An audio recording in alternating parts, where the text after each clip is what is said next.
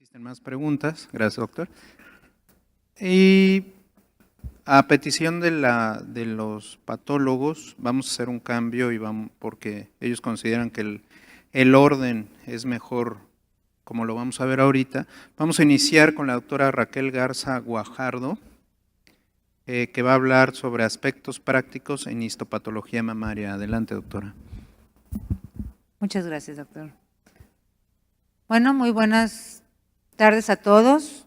Muchas gracias al comité organizador por la invitación y esperemos que este cambio sea benéfico para darle un poco de continuidad, dado que como estamos juntos, el siguiente ponente y yo, trabajamos juntos, vi hasta dónde voy a llegar yo, porque luego sigue el otro tema. Déjenme nada más veo cuál es el botón. ¿Cuál es el botón láser, por favor? Botón láser. Arriba. De aquí. Ok. Avanzamos con está chiquito. Bueno, el tema que me asignaron es aspectos prácticos en histopatología mamaria y quise iniciar esta plática con una discusión muy pequeña de qué es el reporte anatomopatológico y para qué sirve. Lo más importante del trabajo del patólogo, que podríamos hablar mucho de la patología y de la patología de la mama aquí, pero lo que ustedes van a ver es nuestro reporte.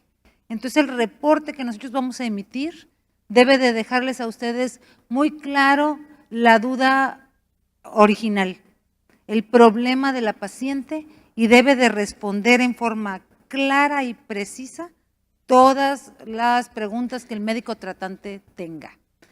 ¿Para qué va a servir este reporte? Pues va a servir para establecer, y lo hemos visto repetido en una tras otra de las pláticas, puntos importantes en los que se van a tomar decisiones muy, muy importantes para la paciente, basado en lo que pongamos en el reporte. De tal forma que se van a establecer pronóstico, se va a establecer qué sigue con la paciente, si requiere un tipo de tratamiento, varios tipos, formas alternativas, y de manera adicional, porque lo más importante es el reporte sirve para emitir un diagnóstico que deje todas las dudas claras, que ya no queden dudas de qué tiene el paciente y de hasta dónde llega su enfermedad, y poder establecer el tratamiento adecuado, todas las partes que deba de llevar y establecer un pronóstico. Si el reporte nuestro no hace eso, entonces nosotros como patólogos no cumplimos con nuestra obligación, no cumplimos con nuestro deber. Si después del reporte siguen llamadas, oye, pero ¿de qué tamaño era el tumor? ¿O tenía el borde positivo o no lo tenía? Si no lo hicimos desde la primera vez, andamos fallando. Entonces exíjanos, por favor, que hagamos lo que nos corresponde. Otras cosas para las que sirve, pues proporciona información para realizar bases de datos, está de moda la certificación, la correlación anatomoclínica se saca de los reportes de patología, entonces tiene otras utilidades. Pero ahorita vamos a ver lo que sirve para la paciente, particularmente con cáncer de mama. ¿Ustedes creen que sea cierto? A mí me tocó ser de Venus, ustedes son de Marte, como el clínico, han dado la interpretación clínica de los reportes mucho material para artículos y revisiones científicas de revistas especializadas, porque no siempre nos hemos podido poner de acuerdo. Y entonces hace muchos años surgió la sistematización del reporte y el apego a las guías clínicas, tanto para el reporte de patología como para todo lo demás. Entonces debemos de apegarnos a esas guías para entendernos. Verdaderamente nuestra intención es que sea comprensión y no confusión. Y entonces, pues empecemos en lo que nos toca hoy, es mama. Nosotros vamos a tener tejido mamario que la mayor parte de las veces va a tener una anormalidad, por eso lo estamos recibiendo. Estamos recibiendo una biopsia, una resección, una tumorectomía o incluso una mastectomía. En pocas ocasiones vamos a tener tejido mamario que no tiene nada. ¿Cuándo? Pues aquellas cirugías plásticas en donde se reduce el tejido mamario, que es meramente algo estético, pero la mayor parte de las veces lo que vamos a tener es tejido mamario en donde buscamos enfermedad. Y tenemos nosotros que buscar toda la gama de enfermedades, aquí no estoy poniendo tumores benignos, pero tenemos que establecer desde no tiene nada o tiene una enfermedad, un cambio fibroquístico no proliferativo, hasta cambios proliferativos, cambios proliferativos que tienen atipia y que eso significa que tienen riesgo posterior para desarrollar una neoplasia, que ya tienen una neoplasia si este es in situ o si esto es un carcinoma invasor, y hay un montón de cosas relacionadas, genéticas y de biología molecular para que estos cambios se lleven a cabo. Desde aquellos que no tienen nada, es importante establecerlos en el reporte, no nada más todos los datos en los pacientes con cáncer de mama, sino pacientes con cambios fibroquísticos, sumamente importante decirle a ustedes si este es un cambio proliferativo o no proliferativo, porque aquí les puse, estos datos están sacados, vienen en todos los libros, surgieron del clásico artículo de Page y Dupont de 1987 y que desde entonces lo han replicado gran cantidad de instituciones, cada año vuelven a salir para ver, vamos a medir, a ver cuántas veces cada una de estas enfermedades aumentan el riesgo de desarrollo de cáncer de mama y vuelven a sacar los mismos datos. De tal forma que hay entidades que no dan riesgo, todos los cambios no proliferativos de los cambios fibroquísticos, como esta imagen que les pongo aquí, se llama fibroquístico porque tiene fibrosis, quistes que pueden ser macro o microscópicos y pues algunas entidades glandulares ahí hiperplásicas. Pero existen enfermedades con riesgo bajo, esto significa 1.5, 2 veces más riesgo que el riesgo de la población general, 4 a 5 veces más riesgo o 9 a 10 veces más riesgo. De tal forma que todas estas que les estoy poniendo aquí, si tenemos una biopsia de mama por cambio fibroquístico y encontramos uno de estos, hay que decirlo en el reporte. Cambio fibroquístico proliferativo con hiperplasia ductal atípica, por ejemplo, para que entonces el médico tratante sepa qué es lo que sigue, porque ya le dimos un diagnóstico que está en la guía, que dice qué riesgo tiene y que hay que hacer algo con esta señora. Hasta en radiología cambia la frecuencia de las mamografías en base a algunos de estos. Y en carcinoma, pues vamos a ver que la mama, esto es una foto histológica normal, en donde tenemos conductos y acinos, lobulillo completo, que los cánceres en la mama, aquí está a nivel macroscópico el lobulillo, vamos a tener posibilidades de que se originen de los conductos, lo que se conoce como ductal o canalicular, y de los acinos o la unidad terminal túbulo lobulillar, lo que se conocen como lobulillares o acinares. De tal forma que estos son los dos grandes cánceres de mama, ductales y lobulillares. Y ambos pueden ser in situ cuando están localizados dentro de la estructura normal sin romper la membrana basal e infiltrantes que son los que ya han roto la membrana basal y pueden llegar a desarrollar hasta un tumor macroscópico. De estos, ¿cuáles son los más comunes?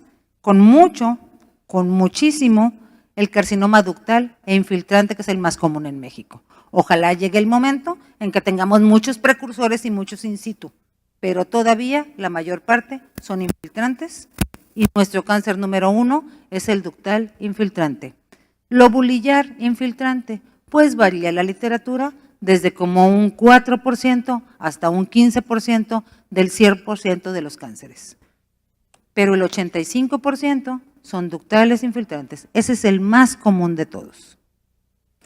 Aquí vemos nuevamente una foto histológica y tenemos en este lado un conducto totalmente lleno de células neoplásicas. Este es un carcinoma ductal in situ y cuando estas células neoplásicas rompen la membrana basal y salen al tejido, forman esto, y esto es un carcinoma ductal infiltrante.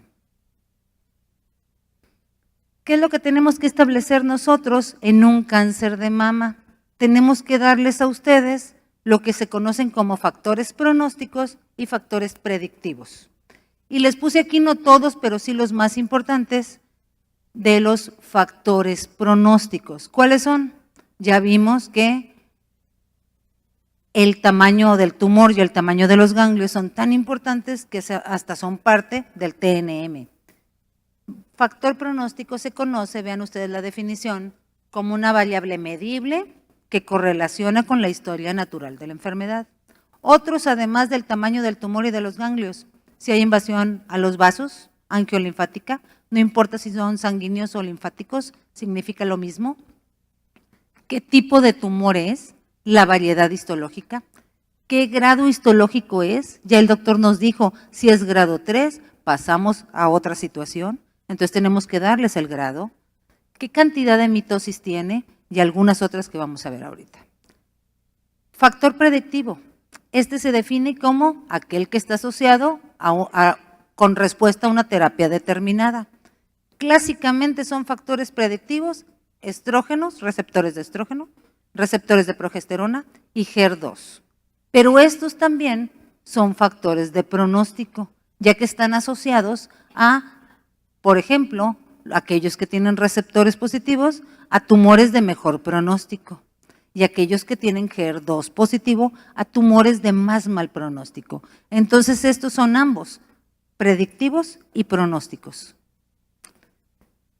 En aguja gruesa, que tenemos actualmente una gran cantidad de biopsias con aguja gruesa, y entonces desde ahí hay que establecer los factores de pronóstico, porque no siempre llega la mastectomía después. Entonces hay que establecer todos los que se puedan cuando tenemos una biopsia con aguja gruesa. ¿Cuáles podemos?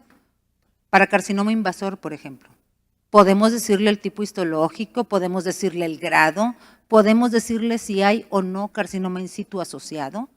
Podemos decir si tenemos puro in situ y hay microinvasión, la podemos medir y se los podemos decir. Si hay invasión linfovascular y si hay necrosis tumoral, que también importa. Lo que no podemos decirles es el tamaño, de tal forma que si el diagnóstico se hace en biopsia con aguja gruesa, el tamaño por patología no va a estar, sino que tendrán que apoyarse en mamografía, eco, muy importante, por otros medios que van a ser clínicos y radiológicos, no con nuestro reporte. Para carcinoma ductal in situ, si tenemos una biopsia con aguja gruesa, ¿qué podemos decir? Podemos decir cuánto tenemos, qué tanto in situ hay. ¿De qué tipo? Importa el tipo arquitectural y el grado del carcinoma in situ. No es lo mismo un grado bajo que un grado alto, la conducta va a ser otra. Y hay que decir el tipo arquitectural. Hay algunos tumores más agresivos, como un comedocarcinoma, que es el más agresivo de todos los in situ, y también hay que hacer una diferencia entre es ductal o lobulillar in situ, porque no significan lo mismo. Y en ambos podemos hacer inmunofenotipo del tumor y decirles, así están los estrógenos, así está la progesterona, así está el HER2 y también ahora así está el KI67, porque es parte de lo que les tenemos que decir para que puedan separar los grupos de la plática siguiente, que es relacionado a la clasificación molecular de las neoplasias de mama. ¿Qué importa entonces? ¿Cómo vamos a clasificar el cáncer de mama? Tenemos que clasificarlo según el tipo histológico. Aún está usándose en estos momentos este año de clasificación de la OMS, es del 2003, pero son los mismos. Y desde aquí aprovecho para decirles, tipo histológico. ¿Por qué importa tipo histológico? En cualquier cáncer van a ver ustedes que hay una lista de tipos histológicos que acepta la OMS. Hay un libro en donde la OMS dice cuáles son todos sus tipos, y el TNM y etcétera. Un tipo histológico para ser clasificado como tal no es porque se vea bien diferente o bien bonito y para entretenernos los patólogos, no. Es porque ese grupo de neoplasias se presentan a una edad diferente, se presentan de una forma clínica diferente, responden diferente a un tratamiento o hay que abordarlos de otra forma. Entonces, si un tipo histológico marca una diferencia en la persona, que puede ser una diferencia pronóstica, una diferencia de presentación clínica o de tratamiento, eso amerita ser un tipo histológico, que además tiene un aspecto histológico particular. Si no nada más es algo en lo que nosotros tenemos que trabajar los patólogos y clasificárselo en donde corresponda para las guías. Pero siempre esos van a ser los requisitos para tener una variedad histológica. De tal forma que son todos estos, son muchos, quizá dejé unos poquitos fuera de la tabla porque ya no se leerían, pero vean ustedes, ¿Cuáles son los más comunes? Ductal infiltrante, de tipo no especificado, NOS dice la literatura.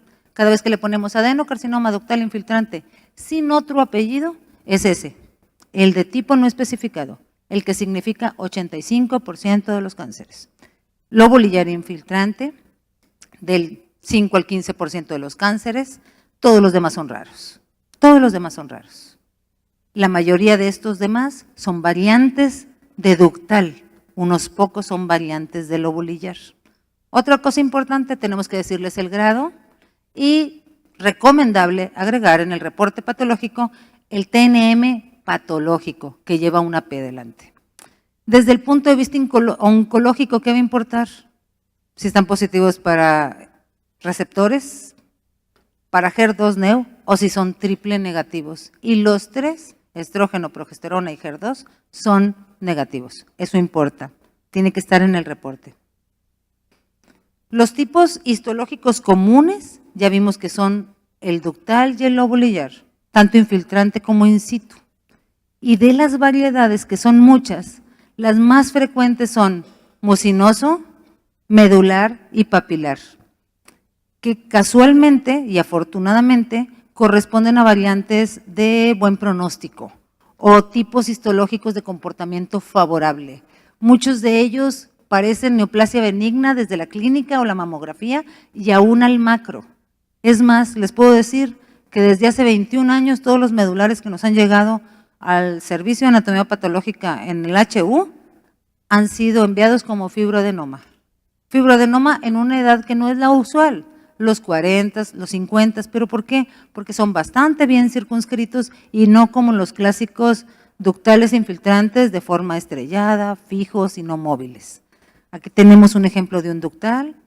Vean ustedes, nada más se los puse aquí para decorar la diapositiva, pero aprovecho para enseñarles que los ductales hacen glándulas, que los lobulillares son de células muy pequeñas y que pueden incluso en una transoperatoria no ser vistos apropiadamente porque son células muy pequeñas que a veces imitan células inflamatorias, y este es un mucinoso o coloide en donde las células neoplásicas están flotando en lagos de moco.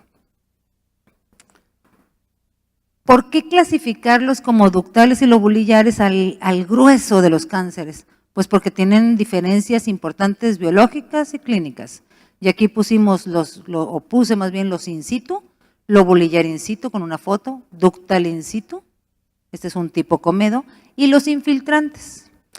Ya vimos que el carcinoma lobulillar in situ es un marcador de riesgo conocido y recientemente aceptado como probable, aún probable precursor. Pero marcador de riesgo, claro que sí. Y existen ya todas las guías de qué cosas se pueden hacer para el seguimiento de los pacientes con lobulillar in situ. Eso le corresponde a los cirujanos y a los oncólogos ver qué sigue con la paciente.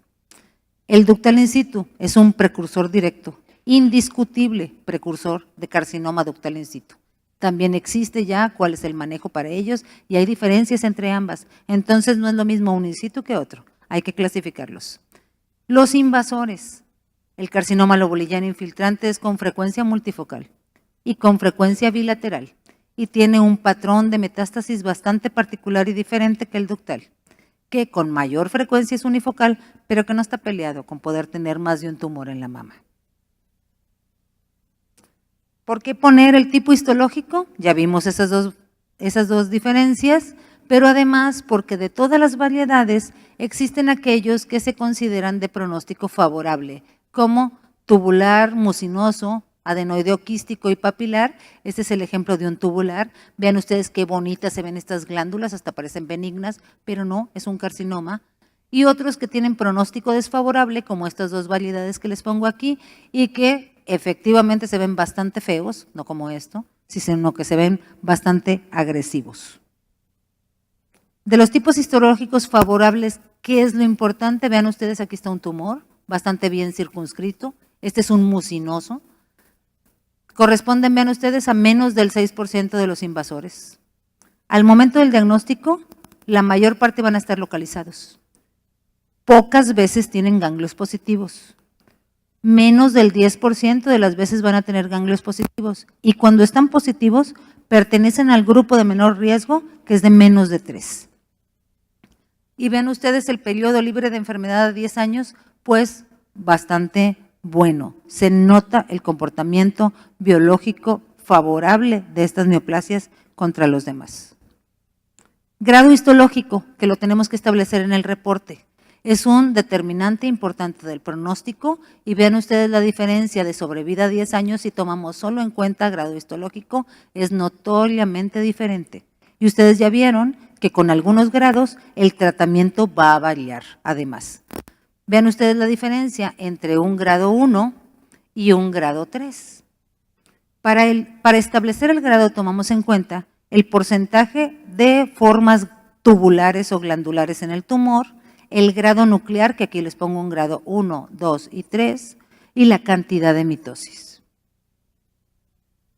El índice mitótico es otro parámetro pronóstico que por sí solo tiene importancia. Tenemos que decírselos en el reporte, correlaciona cuando es alto con pobre sobrevida, se asocia cuando es alto con tener metástasis axilares, debemos de decirles el conteo en 10 campos y es muy importante que el patólogo que lo haga siempre cheque el área del objetivo de su microscopio, porque es el único tumor en el cuerpo humano en donde el conteo de mitosis es en base a un área establecida, de tal forma que no es lo mismo un objetivo 20 por que uno 40, pero mucho menos es lo mismo un microscopio Olympus que uno Science, que uno Leica, que uno American Optical. Cada uno tiene un área diferente, hay que establecer tantas mitosis en tal objetivo, porque vean ustedes, si nos vamos a 5 mitosis, 4 mitosis, no es lo mismo, vean ustedes, estos son los campos que abarca el objetivo, estar en un microscopio así, que estar en uno así, ¿verdad? Si ponemos, por ejemplo, 7 mitosis, en unos microscopios estaríamos ya en un grado 2 y en otros estamos en un grado 1. Entonces, es un dato indispensable correlacionar área de objetivo con tablas de mitosis que vienen en todos los libros, pero debe de quedar en el reporte para que no deje duda. Y aquí les puse una mitosis como, ¿qué carro es el que se parece? Un Rolls Royce, una mitosis Rolls Royce, muy fea por cierto. Índice de proliferación. Los índices de proliferación se miden con un marcador de inmunohistoquímica que se llama KI67 o MIB1, también se le conoce así.